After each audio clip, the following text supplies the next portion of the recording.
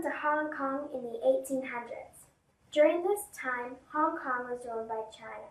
Great Britain was selling opium to the Chinese traders, who would then bring the opium into the rest of China.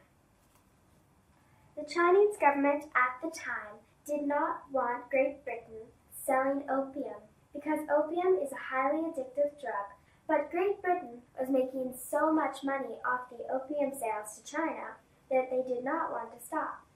But the Chinese government really did not want the opium sales going on. They even burned 20 chests of opium in public to try to stop people from using it. Opium was very expensive, so it was like burning thousands of dollars. Great Britain was a very powerful country, so China did not want to make it mad. As a way out, they let Great Britain take control of Hong Kong. When Great Britain took over Hong Kong, it was a peaceful takeover, and lots of British people moved to Hong Kong.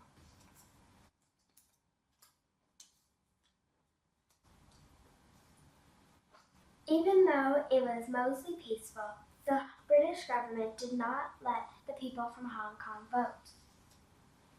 The people from Hong Kong wanted to vote on who their government was going to be. But eventually, the British let them have a say on who was going to rule. But Great Britain had veto power over their decisions. Hong Kong was occupied by Great Britain for 156 years. During that time, there was World War II. And during World War II, the Japanese took control of Hong Kong.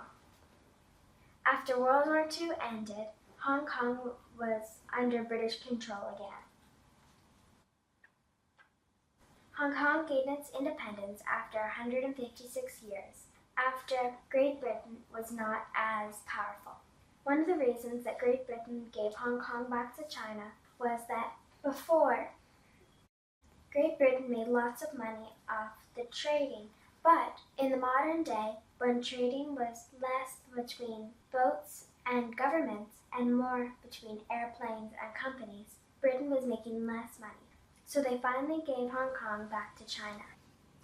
Great Britain handed Hong Kong back to China in 1997. After Hong Kong was a very different place because Hong Kong missed out on the Cultural Revolution going on in China. It changed their culture significantly. Also, they are a special economic zone in China, while the rest of China is communist. Hong Kong today is a very prospering place. Because of the British control, the British bring new ideas, new technology, and new ways of thinking to Hong Kong, making it more westernized and more modern.